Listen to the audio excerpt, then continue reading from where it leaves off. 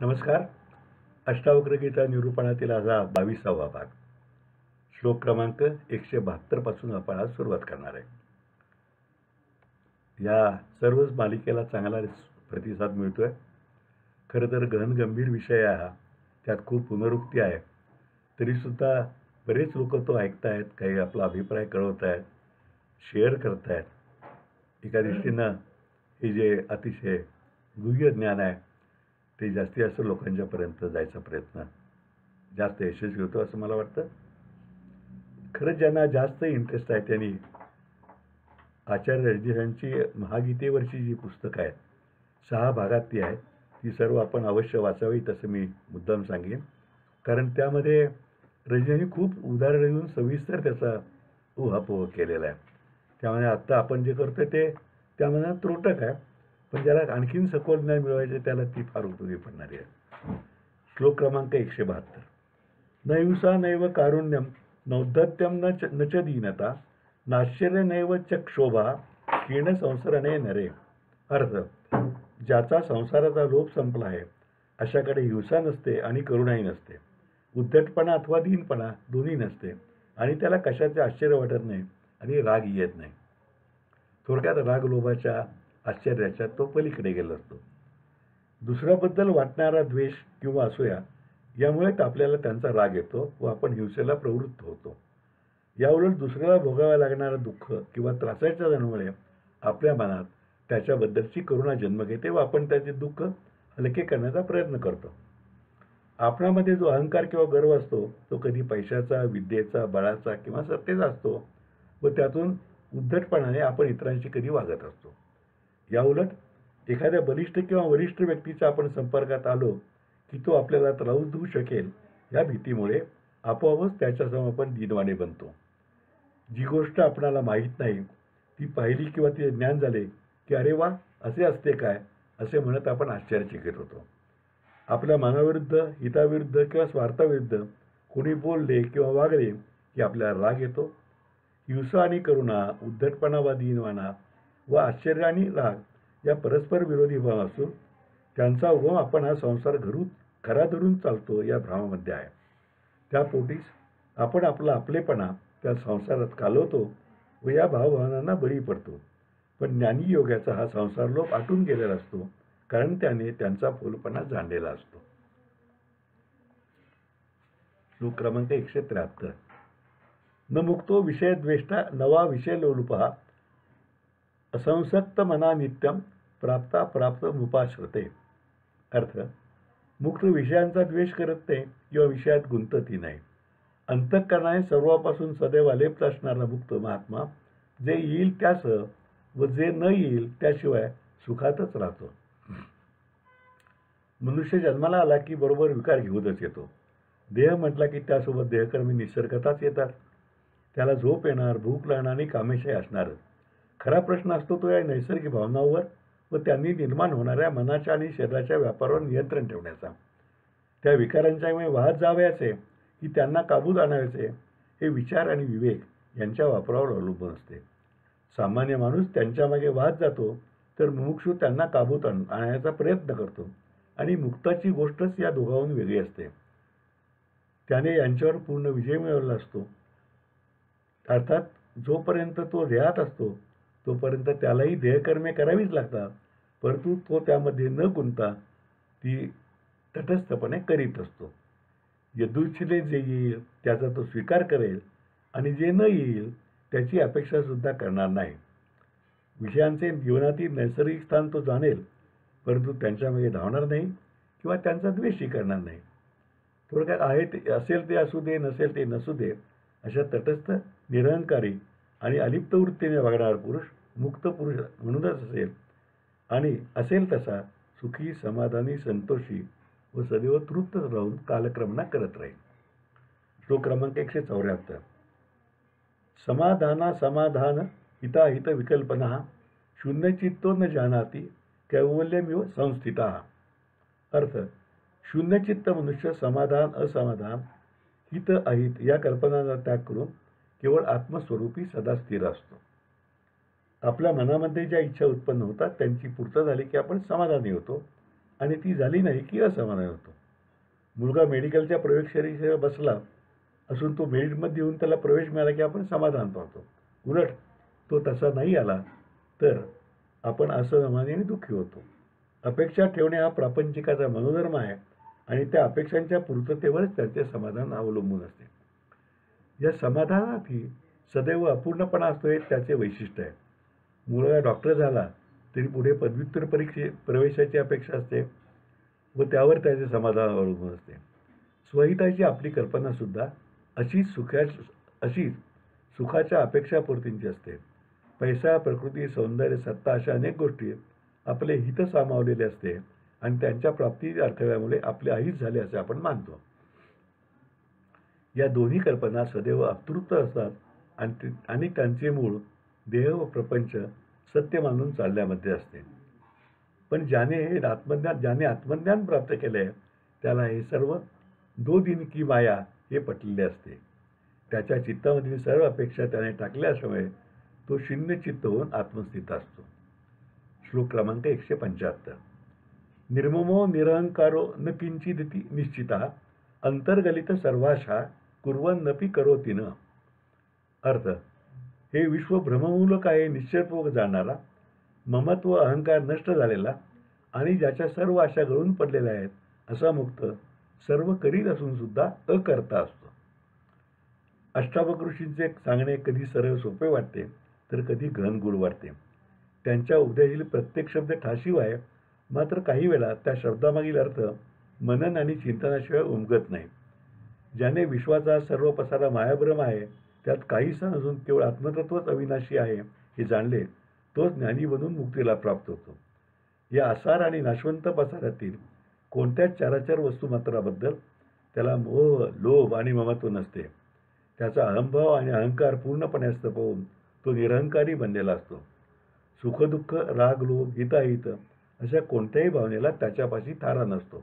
त्यामुळे ज्याप्रमाणे एखादे फळ पूर्ण पिकल्यावर झाडामुळे सहजपणे गळून पडते, त्याप्रमाणे त्याच्या अंतःकरणातून सर्व आशा विगलित होऊन त्याचे अंतःकरण निरभ्र आकाशाप्रमाणे निर्लेप झालेले असते. असा ज्ञानी त्याच्या वाट्याली सर्व कर्मे केवळ परमात्म्याची इच्छा म्हणून करीत असतो. त्या कर्मामागे स्वतःच्या कर्तेपणाचा काही अहंकार नसतो आणि त्यामागे त्यापासून काही फळ मिळावे ही अपेक्षा सुद्धा नसते. श्लोक क्रमांक 176.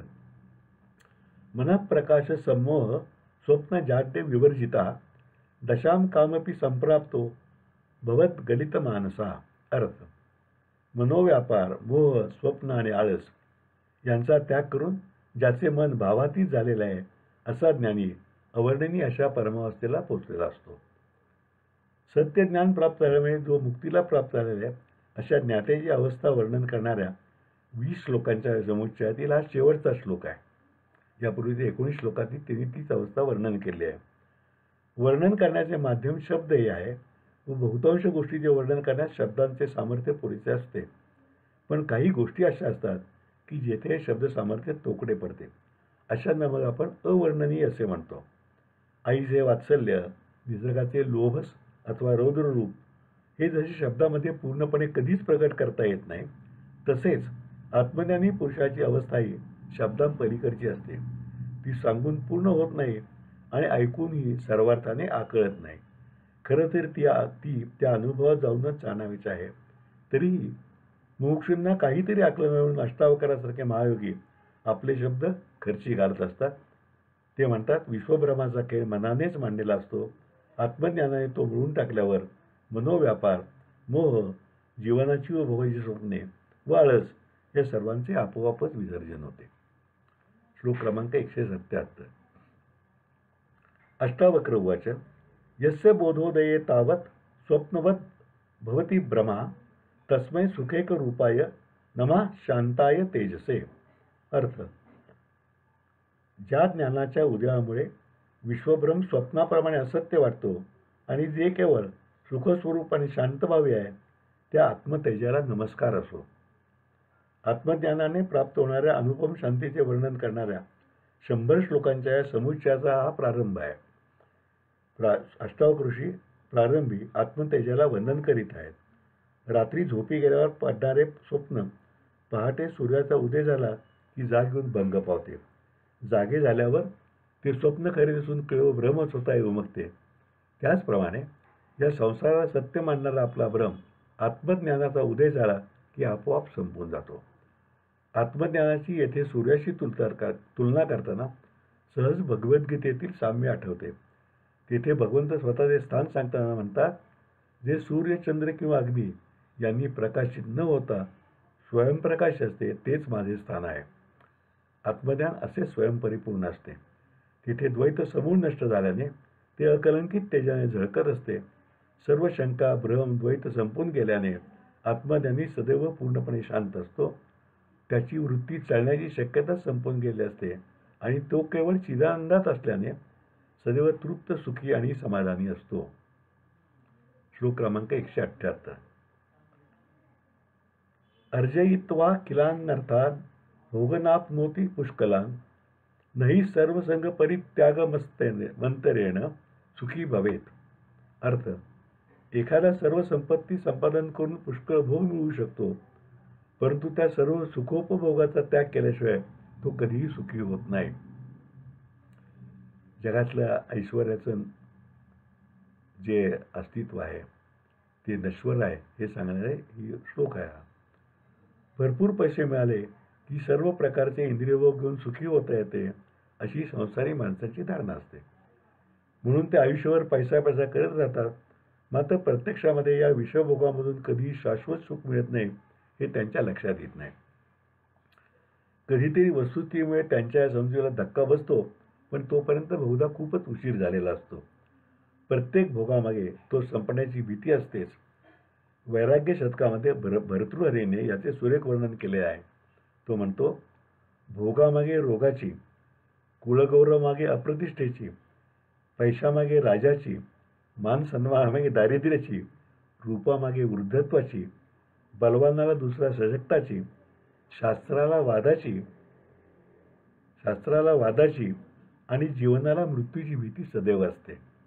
जगामध्ये प्रत्येक विषयभोगाच्या पाठीशी असे भय लागलेच आहे. जी पूर्णपणे निर्भय आहे अशी एकमेव गोष्ट म्हणजे वैराग्य होय. कवी भर्तृहरीचं वैराग्य नीतिशतक प्रसिद्ध आहे. त्यात हे वचन आहे, अष्टावक्र ऋषी भोगापेक्षा त्यागातच सुख आहे हेच सांगत आहेत. विषयाचा आनंद कधी संपणारे किंवा इंद्रिय विकास तो घेता येणार नाही आणि शेवटी मृत्यू दिसू लागला तर समोर वैभवाच्या राशी, पंचपक्वाने, सुंदर कामिनी असल्या तरी त्या सुखाच्या कशा वाटतील. त्यामुळे विषयाचा आनंद हा तात्पुरता आणि नाशवंत आहे आणि या सर्व विषयांचा त्याग करण्यातच खरं सुख आणि समाधान आणि निरंतरचा शांती सामावलेली आहे. श्लोक क्रमांक 179. कर्तव्य दुःख मार्तंड ज्वाला दुग्धांतरात्मना कुत प्रशम पीयूष धारासारमृते सुखम. अर्थ, कर्तव्य पार पाडताना होणाऱ्या कष्टरूपी सूर्याच्या ज्वाळांनी ज्याचे अंतःकरण होळपून गेले आहे त्याच्यावर शांतिरूपी अमृतधारांचा वर्षाव झाल्याशिवाय त्याला सुख कसे मिळणार. अष्टावक्र गीतेमध्ये बरोबर विरोधाभास वाटणारे जे श्लोक आहेत त्यापैकीच हा एक श्लोक आहे. मनुष्यजन्म प्राप्त झाल्यावर प्रत्येकाला त्याच्या आईवडील व कुटुंबियांसंबंधी, संतती संबंधी, समाजाबद्दल, गावाबद्दल व देशाबद्दल विविध कर्तव्य असतातच आणि ती करण्याचाच पुरुषार्थ आहे असे आपले शास्त्र सांगते. मग येथे ती करताना अंतःकरण होरपून जाते असे जे म्हटले आहे त्याचा अर्थ घेताना त्या कर्तव्यामागील सुप्त द्वैत भावना किंवा अहंकार असाच घेतला पाहिजे. कर्तव्य निष्ठुरपणे पार पाडावे लागते आणि त्यासाठी मनामध्ये अहंकार थोडा तरी चेतवावा लागतो. शत्रूचे आक्रमण मोडून काढण्याचे कर्तव्य कर्म करताना त्याच्या सैनिकांना मारणे क्रमप्राप्तच असते. अशा वेळी मन मलिन होऊन उद्विग्नता येणे स्वाभाविक असते आणि अशी स्थिती कुटुंबाचे पालनपोषणाचे कर्तव्य पार पाडण्यासाठी नोकरी किंवा व्यवसाय करताना होते. हे सर्व आत्मज्ञानाच्या मार्गातील अडथळे ज्ञानाची उपासना करूनच दूर करावायचे असतात. चित्ताची शुद्धता त्या ज्ञानप्राप्तीने शांत होऊ शकते. श्लोक क्रमांक 180. भावोयम भावना मात्रो न किंचित परमार्थता नास्त्य भावा स्वभावानाम भावाभाव विभाविनाम. अर्थ, हा संसार केवळ कल्पना मात्र असून खरे पाहिले तर तो सत्य नाहीच. पण अस्तित्व नास्तित्व ज्यांना सहजपणे समजते ते जीव मात्र अविनाशी आणि चिरंजीव आहेत. कोणत्याही वस्तूला अस्तित्व सत्यत्व आपण आपल्या भावनेने देत असतो. एकच वस्तू असली तरी ती पाहणाऱ्या अनेक जणांना ती त्यांच्या भावनेप्रमाणे वेगवेगळी वाटू शकते. एखाद्याला सुंदर वाटणारे तर दुसऱ्याला आवडणार नाही. लैला मधूच्या प्रसिद्ध गोष्टीमध्ये असं म्हणतात की लैला काही एवढी सुंदर नव्हती. मग मजनूला राजा सांगतो की अरे बेटा, तुझी लैला सुंदर कुठे आहे? तिच्याहून कित्येक सुंदर स्त्रिया इथे आहेत. तिचा नाद सोड, तुला मी तिच्याहून जास्त सुंदर स्त्री देतो. त्यावर मजनूने दिलेले उत्तर प्रेमकथेतील असले तरी परमार्थात सुद्धा लागू पडणार आहे. मजनू म्हणतो, अगर लैला को देखना है तो मेरी आंखों से यानी मजनू की आंखों से देखो. अर्थात तिचे सौंदर्य जाणवायला मजनूसारख्या प्रेमिकाची नजर असावी. तसेच उदाहरण थोडं वेगळं असलं तरी लागू पडणार आहे. तसेच हा विश्वप्रपंच सामान्यजनांना करा वाटतो, परंतु आत्मज्ञान प्राप्त झालेल्या ज्ञानी पुरुषाच्या ज्ञानचक्षूंना त्याचे खोटेपण उमगलेले असते. त्यांच्या दृष्टीने झोपेमधले पडलेल्या स्वप्नाचे खरेपण जितके खोटे तितकेच खोटेपण या सकल विश्वविस्ताराचे आहे. भावना ही वस्तुविशिष्ट नसून वस्तू ही भावना विशिष्ट आहे. हे दिसणारे व भासणारे विश्व प्रत्यक्षात काहीच नसल्याप्रमाणे आहे. मात्र हे सत्य समजण्यासाठी आत्मज्ञान प्राप्त होणे आवश्यक आहे. श्लोक क्रमांक 181. न दूरम न च संकोचा लब्धमेवात्मना पदम निर्विकल्पम निरायासम निर्विकारम निरंजनम. अर्थ, निर्विकल्प सहज सुलभ निर्विकार आणि निर्मळ असे ब्रह्मपद दूर नसते, पण ते जवळ असूनही सापडेलच असे नाही. गमतीशीर आहे, म्हणजे जवळ तुमच्या आहे पण तुम्हाला सापडेलच असे खात्री नाही. आत्म्याचे स्वरूप सुंदर रीतीने स्पष्ट करणारा हा श्लोक आहे.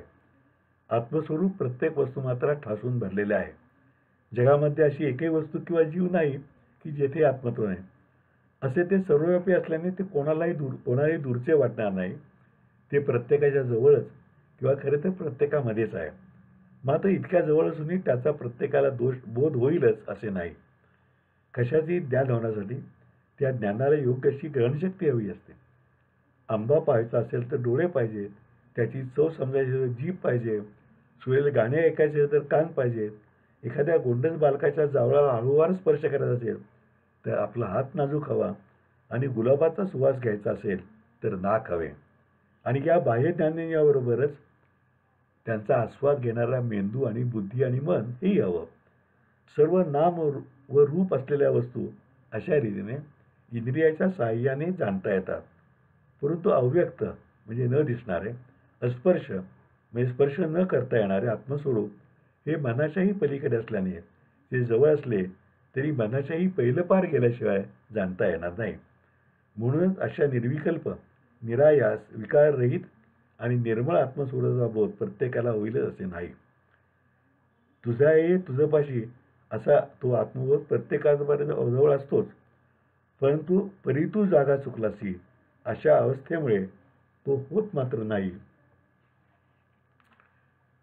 परंतु जो पुरुष विकार व विषय यांचा त्याग करून विवेकाने ज्ञानमार्ग धरेल त्यालाच हा बोध होऊन परमपद प्राप्त होईल. श्लोक क्रमांक 182 आजचा हा शेवटचा श्लोक. व्यामोह मात्र विरस्तौ स्वरूपादान मात्रता वितशोका विराजन्ते निरावरण दृष्ट्या. अर्थ, आत्मज्ञान प्राप्तीने मायाभ्रम दूर होऊन दृष्टीवरील अज्ञानाचा पडदा दूर होताच स्वरूप दर्शन झालेले ज्ञानी शोकरहित होऊन आपल्या तेजाने शोभून दिसतात. आपण आपल्या डोळ्यांनी पाहतो, पण जर आजारामुळे डोळ्यावर पडदा आला तर दिसेल का? एखाद्या डोळ्यात मोतीबिंदू झाला तर तो डोळा बाहेरून नेहमीसारखा दिसतो, परंतु आज बुबुळावर पडदा आल्याने त्या डोळ्याने अजिबात दिसू शकत नाही. सामान्य प्रपंची माणसांच्या ज्ञानचक्षूवर म्हणजे ज्ञानदृष्टीवर अज्ञानाचा म्हणजेच विकारांचा पडदा आलेला असतो. मोतीबिंदूंची शस्त्रक्रिया करून जसा चर्मचक्षूवरील पडदा दूर करता येतो, तसाच सत्यज्ञानाची प्राप्ती करून हा अज्ञानाचा पडदा दूर होऊ शकतो. ज्ञानाने हे अज्ञानाचे पटल बाजूला सारले की मग जगालाच खरे मानण्याचा भ्रम नष्ट होतो. हे विश्व खरे नसून केवळ आत्मतत्व सत्य आहे हे उमगते. हे आत्मतत्व चराचर व्यापून असून तेच माझ्यातही आहे हेही समजते. त्यामुळे मी म्हणजेच आत्मा असून विश्वव्यापी परमात्म्याचा निरामय अविनाशी अंश आहे असे स्वस्वरूपाचे दर्शन करते. त्यामुळे अभेद अशा अद्वैताचा प्रत्यय येतो. अशा ज्ञानी जीवनमुक्त पुरुषाला मग कोणताही विषाद शिल्लक न राहता तो आपोआपच गीतशोक होऊन सदा तृप्त, सदा नंदी व शुद्ध स्वरूप होतो आणि अर्थातच तो आपले आयुष्य तेजस्वीपणे व्यतीत करतो. आज आपण इथेच थांबूया. उद्या 183 श्लोकापासून परत सोडत काय. तोपर्यंत नमस्कार.